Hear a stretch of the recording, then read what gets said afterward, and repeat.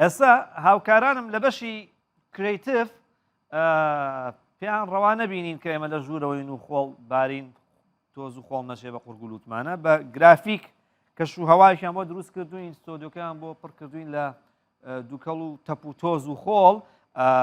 دیمەنی خۆڵبارینی دەرەوە ئەجوا و ئەتمۆسفیر و کەش و ژینگەکەی دەروین بۆ هێناویتە ناو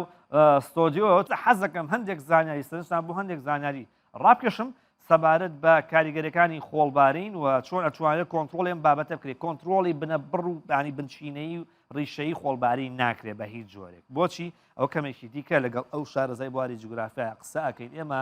لەبەرەوەی ئەو شکانی کە لەسەر گۆی زەوی هەیە لە سەدا 35 جار هەر بیابانە باشە ئێمە لە سا هەشتی گۆی زەوی ئاوە لە سەدا 22 وشکانیە لە سەدا 35 ئەو لە سەدا 22 یەک لە سەرسی بیابانە ئەوکەی هەر شەپۆلێکی با هەڵکات کێشە دروستەکە لە بەرەوە هەر خۆی بیابانەکان هۆکارێکی سەرەکی ئەو خۆڵ و تۆزبارینە کە لە دنیادا هەیە و ئەو ڕوبەری سەوزایی ئەگەر بتوانی هەوڵ بی بۆی خۆڵبارین کەم بکەیتەوە ئەتوانی بە زیادکردنی پشتێنەی سەوزایی بە زیادکردنی ڕوبەری دارستان ئەتوانیت نزیکەی لە سەدا 30 ڕێژەی خۆڵبارین کەم بکەیتەوە بەڵام ئەو پرسیارە گرنگی کەوەی ئەم خۆڵبارینە زۆرە هۆکارەکەی چی ئەوش دواتر کەمێکی دیکەەوە بە ورتر قسە لەسەر و بابەتە دەکەین ئەوەی کە جێگەی سەرنجەوەیە ئەو بۆ نمونە لە ئەو ڕوبەرە سەوزایانەی کە هەن هەر چوار دۆنم یعنی 10,000 مەتر ئەگەر دارستان بێت بۆ هەر چوار دۆنم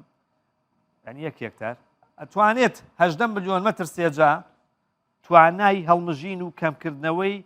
ڕێژەی خۆڵبارینی هەیە لە ساڵێکە بەڵام کەمبوونەوەی ڕوبەری سەوزایی و زۆربوونی دیاردی بە بیابان بوون ئەمانە هۆکارێکی سەرەکی زیادبوونیشین ڕوبەری با بڵین ئەو خۆڵ و تۆزەی کە هەیە کە جاری وە هەیە چیا و گردی تەپۆڵکەی لەمین دروستەکەوە کێشێکی